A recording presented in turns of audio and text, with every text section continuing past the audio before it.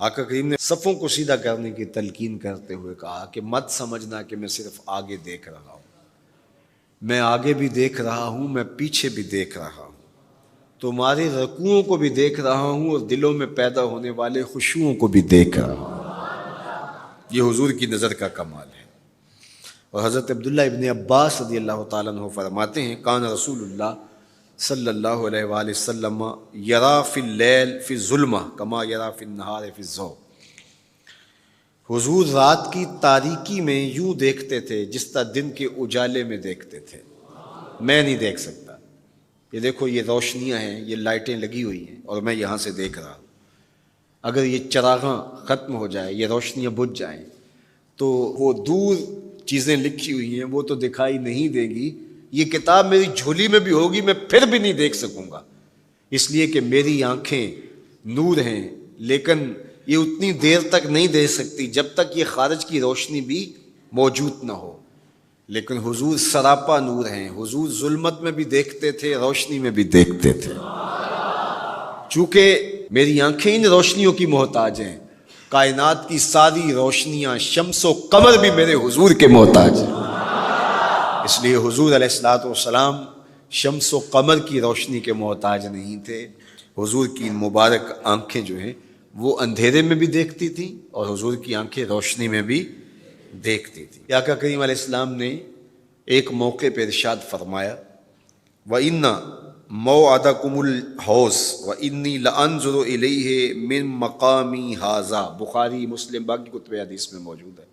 فرمایا کہ تمہارا جو حوض کوثر پر وعدہ ہے جہاں میں تمہیں جام بھر بھر کے دوں گا، فرمایا میں یہاں کھڑا ہوں اور یہاں کھڑے ہو کے اس کو دیکھ رہا ہوں۔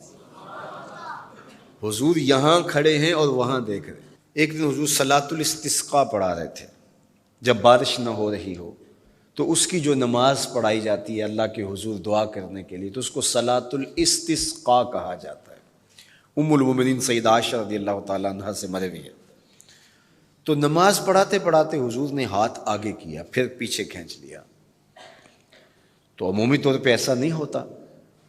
تو صحابہ نے جب دیکھا تو بعد میں کسی نے پوچھا حضور آج نماز میں آپ نے ہاتھ آگے بڑھایا اور پیچھے کھینچ لیا، مجھے بتائیے کہ حالت نماز میں نظر کہاں ہونی چاہیے؟ جائے سجدہ پہ ہونی چاہیے نا، لیکن صحابہ حضور کو دیکھ رہے ہیں۔ اللہ اکبر۔ صحابہ سے کسی نے پوچھا کہ تم بتاؤ ظہر اور عصر کی نمازوں میں حضور قرات کرتے تھے؟ کہاں کرتے تھے، بخاری میں ہے۔ تمہیں کیسے پتہ ہے کرتے تھے؟ کہا نحن نعلم باضطراب لحیتہ، ہم حضور کی مبارک داڑھی کی جنبش سے اندازہ کرتے تھے کہ قرات ہو رہی ہے۔ معلوم ہوا نماز بھی چلتی رہتی تھی، رخ محبوب کی دید بھی ہوتی رہتی تھی۔ اور اقبال کہتا ہے شوق تیرا اگر نہ ہو میری نماز کا امام، میرا رکوع بھی حجاب میرا سجود بھی حجاب۔ اللہ اکبر۔ تو حضور نے ہاتھ آگے بڑھایا اور پھر کھینچ لیا۔ پوچھا گیا حضور یہ آج نماز میں ایک نئی چیز ہم نے دیکھی، آپ نے ہاتھ آگے بڑھایا پھر کھینچ لیا؟ فرمایا ہاں، جنت میں کھجوروں کا ایک خوشہ لٹک رہا تھا، میں اس کو توڑنے کے لیے ہاتھ ڈالا تھا پھر میں نے چھوڑ دیا، اور اگر میں توڑ لیتا تم قیامت تک کھاتے رہتے ختم نہ ہوتا، لیکن میں نے کہا نہیں چلو پھر قیامت کو ہی صحیح۔ اب حضور کھڑے کہاں ہیں؟ مدینۃ المنورہ میں، اور جنت کہاں ہے؟ سدرۃ المنتہا سے اوپر۔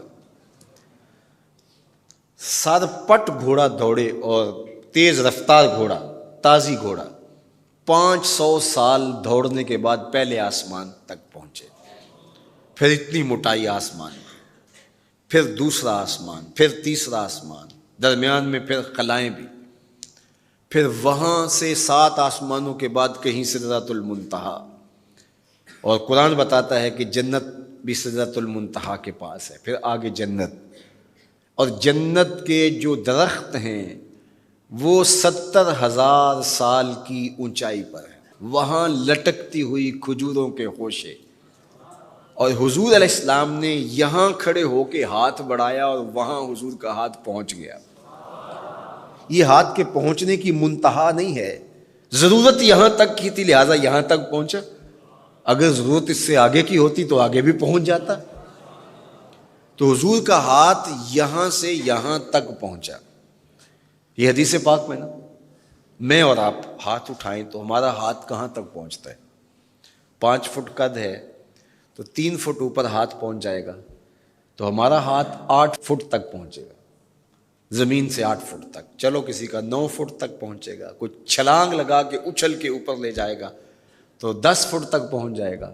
البتہ ہماری نظر بہت تیز ہے، ہماری نظر پہلے آسمان کے ٹمٹماتے ہوئے ستارے دیکھتی، دوسرے آسمان کے ستارے بھی دکھائی دیتی، تیسرے آسمان کے ستارے، چاند سورج میں دکھائی دیتا ہے. ہمارا ہاتھ 3 فٹ تک یا 10 فٹ تک پہنچتا ہے، نظر تیسرے آسمان تک پہنچتی ہے، اور جس کا ہاتھ جنت تک پہنچتا ہے اس کی نگاہ کہاں تک پہنچتی ہوگی، اس کی نظر کا کمال کیا ہوگا. اس لیے فرمایا انی ارا ما لا ترون واسمع ما لا تسمعون.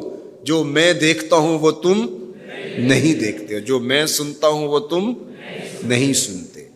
اپنے حواس کو نبی کے حواس پر قیاس کرنا یا نبی کے حواس کو اپنے حواس پہ قیاس کرنا سوائے جہالت کے اور کچھ نہیں ہے. چے نسبت خاک را بعالم پاک، کہاں ہم کہاں ان کی ذاتیں بابرکات. اس لیے فرمایا انی ارا ما لا ترون واسمع ما لا، جو میں دیکھتا ہوں وہ تم نہیں دیکھتے، اور جو میں سنتا ہوں وہ تم نہیں سنتے. اللہ اکبر. ہماری آنکھیں تو چمکتے ہوئے سورج کو دوپہر کے وقت نہ دیکھ پائیں، چندھیا جائیں، آنکھوں میں پانی اترنے لگے، اور محبوب کی آنکھیں بے حجاب دیدار رب کریں. اور قرآن کہے ما زاغ البصر وما، آنکھ چندھیائی بھی نہیں اور حد ادب سے تجاوز بھی نہیں کیا.